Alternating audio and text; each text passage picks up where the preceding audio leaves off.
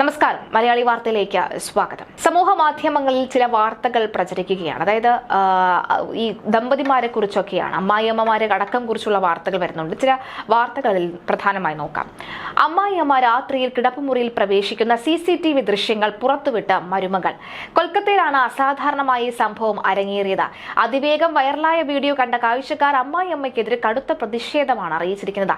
ഒരു വ്യക്തിയുടെ സ്വകാര്യത ലംഘിക്കുന്ന പ്രവൃത്തിയാണ് ആ സ്ത്രീ ചെയ്തിരിക്കുന്നത് എന്നാണ് സോഷ്യൽ മീഡിയയിൽ ചൂണ്ടിക്കാണിക്കുന്നത്. മുറിയിൽ താനും ഭർത്താവും ഉറങ്ങുന്ന സമയത്ത് വിചിത്രമായ ചില ശബ്ദങ്ങൾ കേട്ടുവെന്ന് ആരോപിച്ചാണ് യുവതി വീഡിയോ പങ്കുവച്ചിട്ടുള്ളത്. തുടക്കത്തിൽ ഒരു പ്രേതമാണ് എന്ന് സംശയിച്ച യുവതി CCTV ക്യാമറ സ്ഥാപിച്ചതോടുകൂടിയാണ് ആ ഞെട്ടിപ്പിക്കുന്ന കാഴ്ച കാണാനിടയായത്.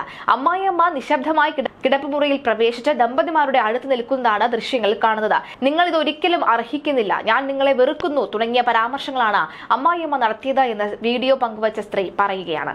സോഷ്യൽ മീഡിയയിൽ അമ്മായിയമ്മയുടെ പെരുമാറ്റത്തെ സ്വകാര്യതയിലേക്കുള്ള കടന്നുകയറ്റമായി അപലപിക്കുന്നുണ്ട്.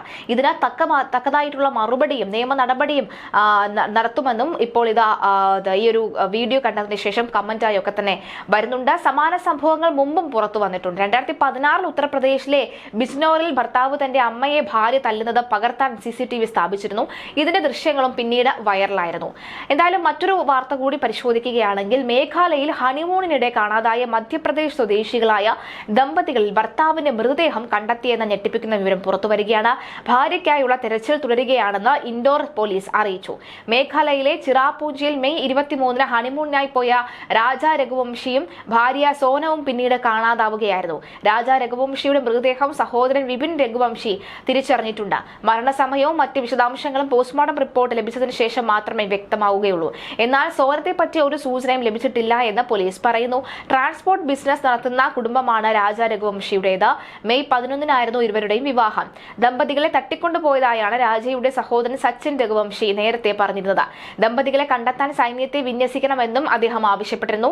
വടക്ക് കിഴക്കൻ സംസ്ഥാനത്ത് ഇരുചക്ര വാഹനങ്ങൾ വാടകയ്ക്ക് കൊടുക്കുന്നവർക്കും പ്രാദേശിക ഹോട്ടൽ ജീവനക്കാരുടെ ഗൈഡുകൾക്കും സംഭവത്തിൽ പങ്കുണ്ടാകാമെന്നാണ് സഹോദരൻ ആരോപിക്കുന്നത്.